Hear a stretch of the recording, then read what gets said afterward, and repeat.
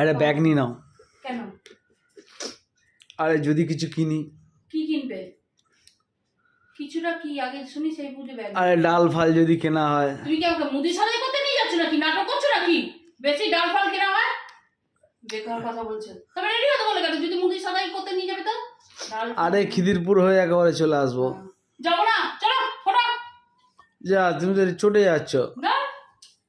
ব্যাঙের মাথা। আরে তুমি তো রেগে গেলে। হে ভগবান, যে কিছু কিনবো না, চলো চলো। না না কিছু কিনবো না, কিছু কিনবো না। কোথাও নিয়ে বেরোলেই হয় হাতে করে সবজি কেনো, নয় ডাল সবজি সবজি এইসবই কেনো। আগা করে তোমার এইটাই হয়েছে। না না কিছু কিনবো না। বেরিয়ে পর্যন্ত তুমি পরের দিনের জন্য মাংস আর চাল কিনে নিয়ে এসছো লাইন দিয়ে। ঠাকুর তো দেখাও নেই, অষ্টমীর দিন 8টার সময় লাইন দিয়ে দিয়েছিলে।